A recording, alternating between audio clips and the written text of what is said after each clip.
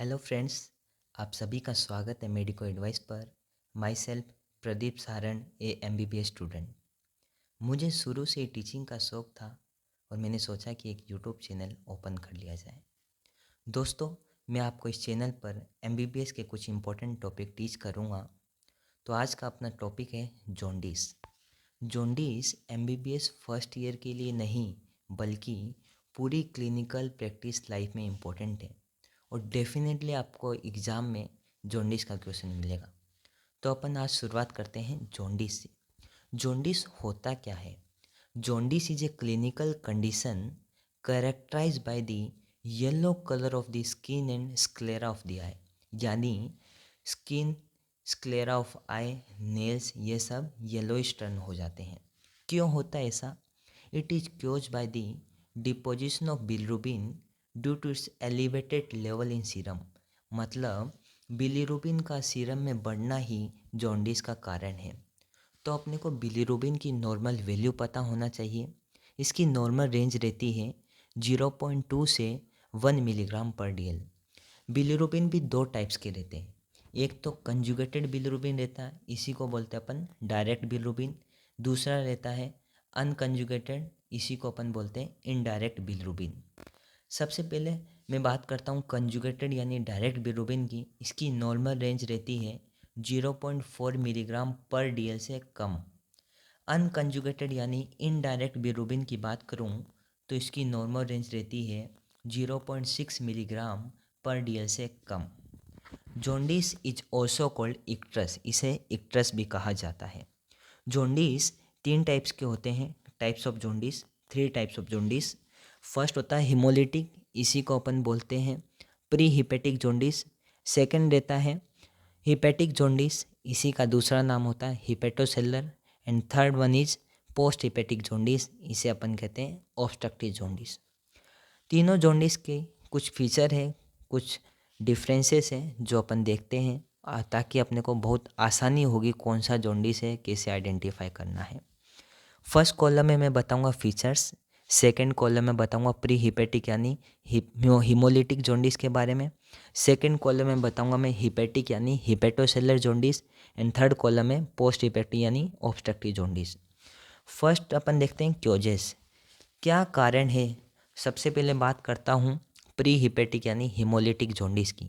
इसके क्योजेस रहते हैं एक्सेसिव ब्रेकडाउन ऑफ आरबीसी का ज़्यादा टूटना ही प्री हिपेटिक यानी हिमोलिटिक जॉन्डिस का कारण होता है। आरबीसी ज़्यादा कब टूट सकती है? सबसे पहले कुछ एग्जांपल दे देता हूँ आपको नॉलेज पॉइंट ऑफ व्यू से। सिकल सेल एनीमिया हो गया, ब्लड ट्रांसफ्यूजन अपन ने कर लिया, हिमोलिटिक एनीमिया हो गया। इन केसेस में ज़्यादा ब्रेकडाउन हो जाता है आरबीसी का। आरबीसी ब्रेकडाउन होगी तो हीम, और हीम से ही बिलिरुबिन बनता है, तो बिलिरुबिन ज़्यादा हो जाएगा तो प्री हिपेटिक यानी हिमोलिटिक जॉन्डिस हो जाएगा। सेकेंड हिपेटिक यानी हिमेटोसेलर जॉन्डिस की बात करूं तो लीवर डैमेज, मतलब हिपेटोसाइट्स जो सेल रहते हैं वो डैमेज हो जाते हैं, इसकी वजह से हो सकता है। इसके भी कुछ बता देता हूं, लिवर सेल हिपेटोसाइट क्यों डैमेज होते हैं। तो हिपेटिक कार्सिनोम हो गया, हिपेटाइटिस हो गया, ये क्लिनिकल कंडीशन है, इसमें ऐसा हो जाता है। थर्ड है पोस्ट हिपेटिक यानी ऑब्स्ट्रक्टिव जॉन्डिस, ये ऑब्स्ट्रक्शन ऑफ बाइल डक्ट की वजह से। ऑब्स्ट्रक्शन ऑफ बाइल डक्ट कौन सी डिजीज में होता है? कोलिनगाइटिस में हो सकता है, पैनक्रियाटिक फाइब्रोसिस में हो सकता है। कुछ नॉलेज पॉइंट ऑफ व्यू से मैं आपको बता रहा हूँ, ठीक है। सेकेंड अपन बात करते हैं types of bilirubin in blood. Pre hepatic यानी हिमोलिटिक जॉन्डिस में अनकंजुगेटेड हाइपर बिलिरुबिनेमिया हो जाता है, यानी अनकंजुगेटेड बिलिरुबिन की मात्रा बढ़ जाती है। हिपेटिक यानी हिपेटोसेलर जॉन्डिस में अनकंजुगेटेड और कंजुगेटेड दोनों बिलिरुबिन बढ़ते हैं। एंड पोस्ट हिपेटिक जॉन्डिस में कंजुगेटेड हाइपर बिलिरुबिनेमिया हो जाता है। नेक्स्ट पॉइंट अपन देखते हैं यूरिनरी एक्सक्रीशन ऑफ यूरोबिलिनोजन, यानी जो यूरिन आता है वो काय की वजह से होता है? यूरोबिलिनोजन की वजह से येलोइश कलर रहता है। तो urinary excretion of urobilinogen pre hepatic यानी हिमोलिटिक जॉन्डिस में इंक्रीजेस होगा, फिर डिक्रीज हो जाएगा हिपेटिक में, एंड पोस्ट हिपेटिक जॉन्डिस में भी डिक्रीज रहता है और सीवियर कंडीशन में एब्सेंट रहता है। फीकल एक्सक्रीशन ऑफ स्टर्कोबिलिनोजन की बात करूँ तो प्री हिपेटिक यानी हिमोलिटिक जॉन्डिस में इंक्रीज होगा, हिपेटिक जॉन्डिस में डिक्रीज होगा, एंड पोस्ट हिपेटिक जॉन्डिस में एब्सेंट रहता है। तो वहाँ पे फिशेस कैसे आएंगे? Clay coloured. ऐसा क्यों? क्योंकि फिशेस का जो कलर रहता है वो स्टर्कोबिलिनोजन पिगमेंट की वजह से रहता है। नेक्स्ट अपन बात करते हैं वंडरबार्ग टेस्ट। वंडरबार्ग टेस्ट इनडायरेक्ट पॉजिटिव रहता प्री हिपेटिक जॉन्डिस, बायफेसिक रहता है hepatic jaundice and direct positive रहता है पोस्ट हिपेटिक जॉन्डिस में। नेक्स्ट अपन बात करते हैं लीवर फंक्शन। मैं आपको आगे बहुत डिटेल में बताऊंगा। लीवर फंक्शन टेस्ट बहुत इंपॉर्टेंट है। यहाँ पे अपन देखते हैं लीवर फंक्शन, तो प्री हिपेटिक जॉन्डिस में नॉर्मल रहते हैं, हिपेटिक जॉन्डिस में एबनॉर्मल रहते हैं, पोस्ट हिपेटिक जॉन्डिस में एक्सेगरेटेड हो जाता है। ब्लड प्रोफाइल की बात करें तो प्री हिपेटिक यानी हिमोलिटिक जॉन्डिस में एनीमिया हो जाएगा, रेटिकुलोसाइटोसिस हो जाएगा, एबनॉर्मल आरबीसी हो जाएगी। Hepatic and post hepatic jaundice में नॉर्मल रहता है। अब अपन नेक्स्ट बात करते हैं haemorrhagic tendency. Haemorrhagic tendency pre hepatic jaundice में एब्सेंट रहती है, हिपेटिक यानी हेपेटोसेलुलर जॉन्डिस में प्रेजेंट रहती है due to lack of vitamin K. कुछ इंपॉर्टेंट मैंने 2 स्टार बना के लिखा है, ये क्या है बता देता हूँ। अपन बात करें हिपेटिक यानी हिपेटोसेलुलर जॉन्डिस भी, तो जॉन्डिस मतलब एलएफटी लीवर के कुछ एंजाइम रहते हैं इसमें। एसजीपीटी यानी सीरम ग्लूटामेट पायरुवेट ट्रांसएमिनेस यानी दूसरा नाम alanine transaminase, and SGOT serum glutamate oxalate transaminase मतलब दूसरा नाम है एस्पार्टेट ट्रांसएमिनेस।